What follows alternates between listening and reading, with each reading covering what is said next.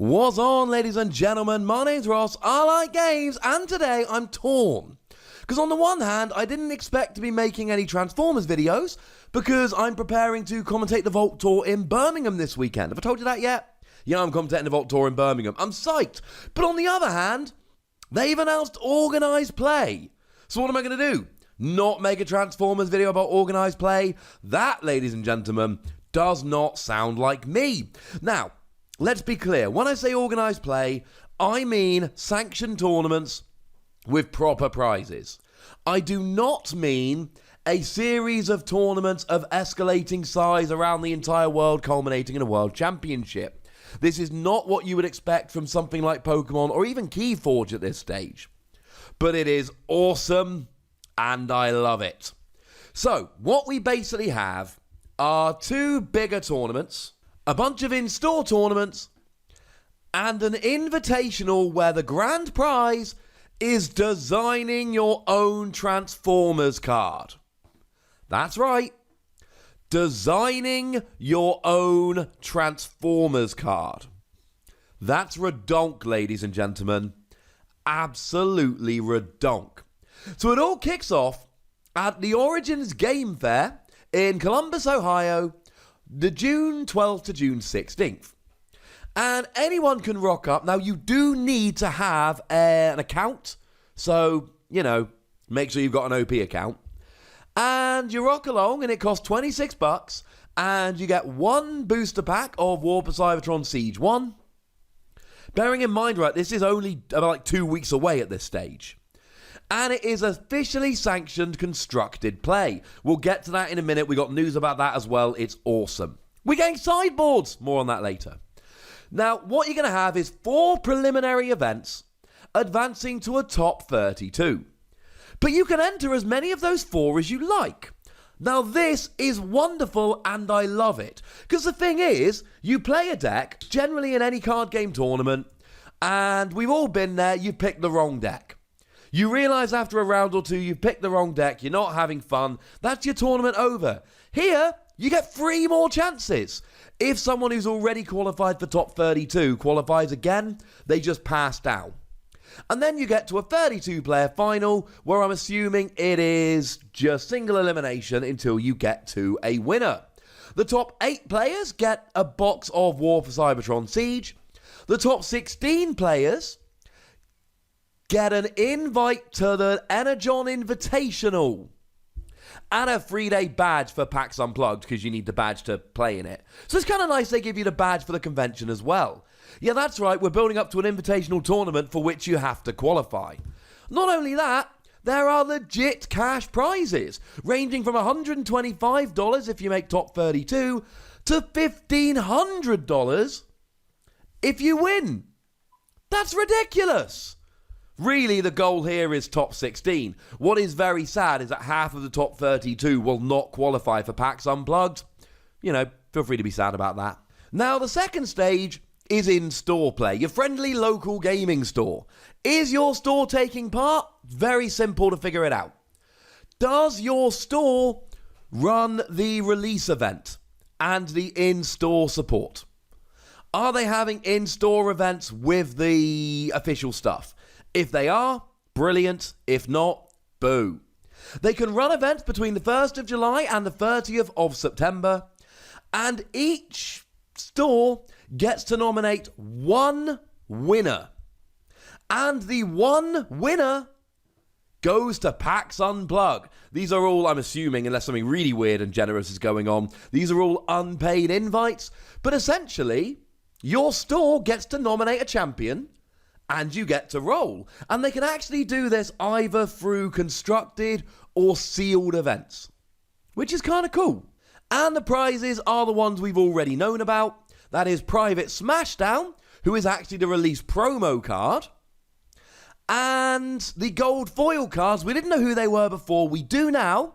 It is Wave 1 Flame War, Wave 2 Bumblebee, Wave 3 Private Red Alert, and they've even given us a nice little picture here showing what they look like. Now, the stores are actually being given a bunch of these, so it really is down to the store. It is not the winner gets one. It is not the top 4 gets one. I think they've been given 15 of each, and the store decides. They might have a weekly tournament, and the winner of each weekly tournament gets one. They can essentially do what they like. But one player from each local game store gets an invitation to play at PAX Unplugged. If you've still not got your invite, say hello to Gencon. Now, this is happening in Indianapolis, and this is the 1st to the 4th of August 2019, and look, it's exactly the same as the previous one. With one exception, the top 8 prize isn't a box of War for Cybertron Siege, it is a not yet announced Transformers TCG product, though the announcement is forthcoming.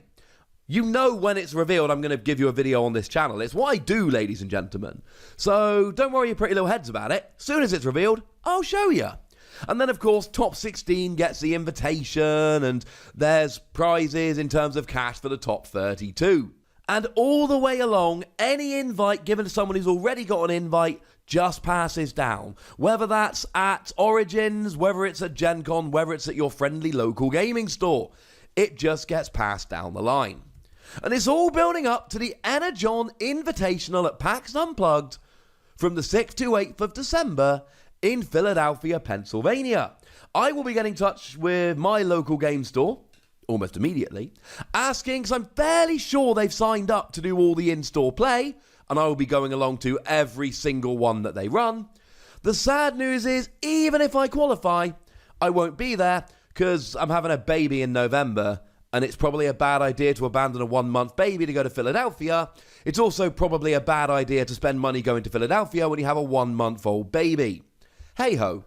If I can qualify through my local game store, though, you know I will give it my all.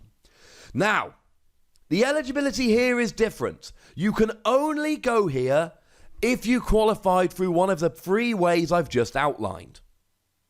And the format is single elimination, officially sanctioned, constructed, and limited play.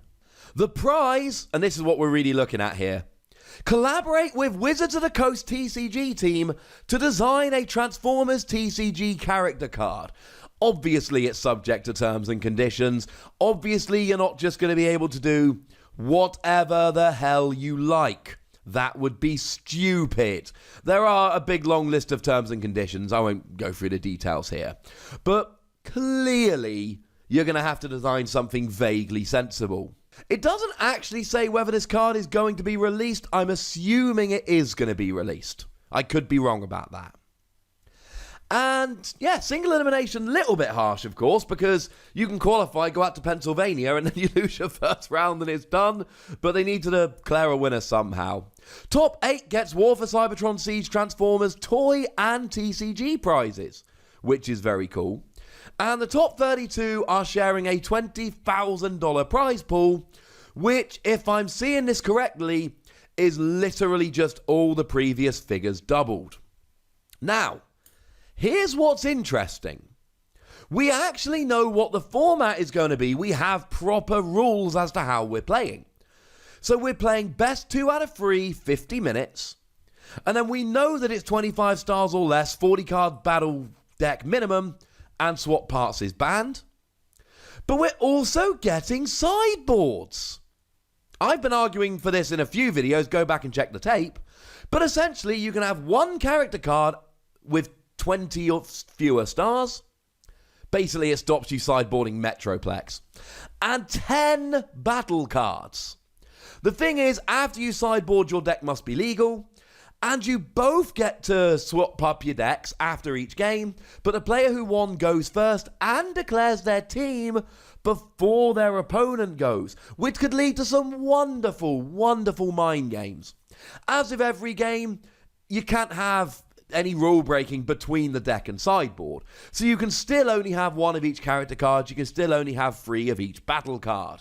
Don't know why you'd need a 4th, but you can't have 1 anyway.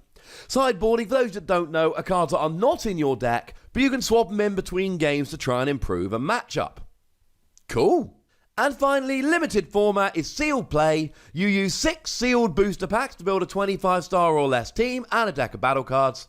25 card minimum, because we're playing with a limited pool, hence why it's not 40.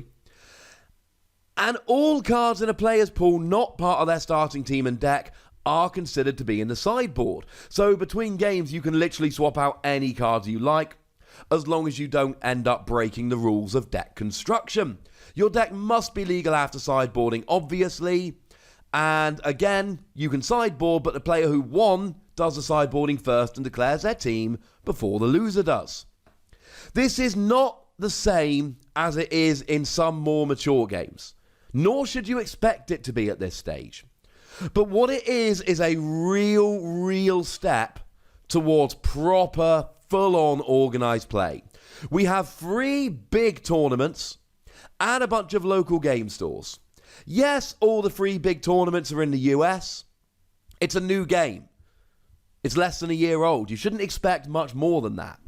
But we got actual prizes, actual promo cards, actual big tournaments, something which is not a million miles away from a world championship. And oh my goodness, I am excited. I'll leave you to decide how upset you are about the uncut sheets not being prevalent. I could sit here and moan about the fact that I'm in the UK, so I cannot go to the 2 big qualifiers. I've got to rely on my local game store. And even then, if I qualify, I'm not going to be able to go to the Invitational. But here's the thing. Even if you're not happy with what they've done, I am, incidentally. Even if you can't make these tournaments, they've basically said, hey, look, we're doing proper organised play with proper prizes. This has got to be a good thing, and I am delighted. But I'd like to know how you feel about it, so please do let me know in the comment section. Go nuts, be nice. And then make sure you like this video, subscribe to this channel, and follow me on Twitter at the Wossy, where we talk about Transformers and a whole bunch of other games. But by far the most important thing, as always, look after yourselves till next time. Thank you very much for watching. My name's Ross, and you've been watching Wossy Plays.